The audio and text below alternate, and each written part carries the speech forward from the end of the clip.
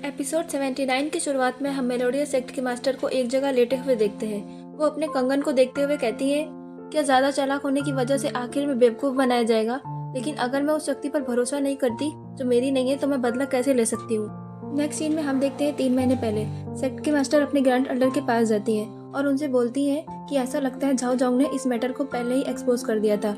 वो hidden pin sect से मिले थे। फिर ग्रैंड एल्डर बोलते हैं, यही बात है तो हमने झाओ झाओ का पूरा फायदा उठाया है, पर अब इतना श्योर कैसे हो कि एब्सोल्यूट डार्कनेस आइसलैंड को धोखा देने वाले लोग यहाँ आएंगे? फिर मास्टर अपने ग्रैंड एल्डर से कहती हैं, हिडन फ्रेंड सेक्ट के पुराने इतिहास के बारे में बहुत से लोग नहीं जानते।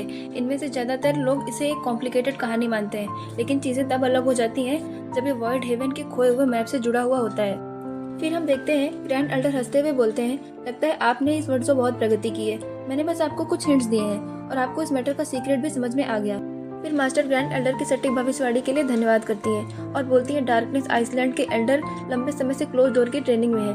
वो चाहो वहाँ का चार्ज संभाल रहा है। और मास्टर बोलती है, ग्रैंड एल्डर आप मेरी विश को पूरी करने में मेरी मदद करें। तभी ग्रैंड एल्डर बोलते हैं, आप अभी बदला लेने के बारे में सोच रही हो। आपने इतने लंबे समय से योजना बनाई है, मुझे बताओ आपको क्या मदद चाहिए।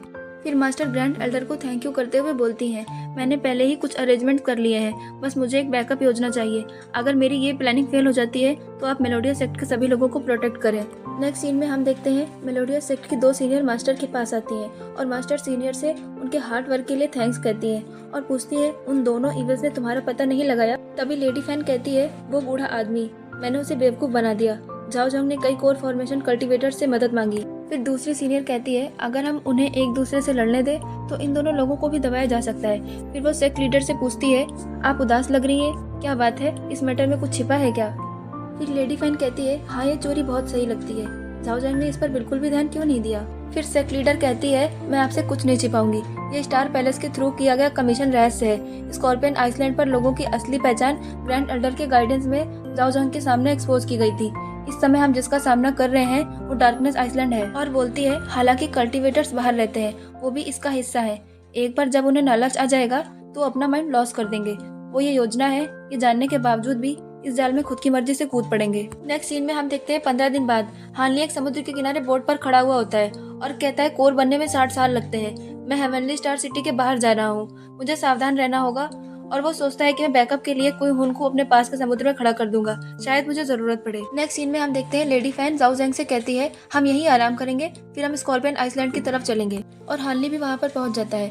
फिर हानली लेडी फैन से कहता है, जूनियर क्यों ने अपनी राय बदल ली, इसलिए मैं अकेला आया हूँ। नेक्स्ट सीन में हानली एक जगह पर बैठा होता है और मेलोडिया सेक्ट का एक डिसाइपल आकर हानली से बात करता है, जिसका नाम मेंग होता है, और बोलता है, लगता है आपको मास्क पहनकर घूमना बहुत पसंद है। और बोलता है, मैं शॉक्ड हूँ कि आप लेडी फैन की मदद करने के लिए क्यों मान गए। और बोलता है, मैंने लेडी फैन के डिसाइपल से शादी करी है तो मुझे ये एहसान के बदला चुकाना होगा। फिर बोलता है, इससे भी ज्यादा इंपॉर्टेंट बात यह है कि जीलिंग नाम की परी आज आजाद दिखाई देगी। ऐसा कहा जाता है कि वो चाउटिक स्टार सी की सबसे फेमस परी है और उसने सबके सामने अभी तक अपनी आइडेंटिटी एक्सपोज नहीं की। फिर हानली सोचता है, मैंने उसे बहुत पहले देखा है, लगता है इन सालों में उसने कुछ एडवेंचर्स एक्सपीरियंस किया है, कम से कम अब वो फेमस हो गई। फिर हम देखते हैं मेलोडिया सेक्ट ने रेड फायर मास्टर को भी इनवाइट किया है, जो कोर फॉर्मेशन की लास्ट स्टेज पर है और वो बहुत पावरफुल है। फिर हानली सोचता है, हम किस तरह के एनिमी का सामना कर रहे हैं जब मेलोडिया सेक्ट को इतने पावरफुल मास्टर को इनवाइट करने की जरूरत पड़ रही। फिर हम रेड फायर मास्टर को देखते हैं और उसके साइड में सेक्ट की लीडर खड़ी थी और लीडर रेड फायर मास्टर से कहती है, सीनियर आप मुझे नीचे रख सकते हो, मैं अपने दोनों सीनियर से बात करूंगी।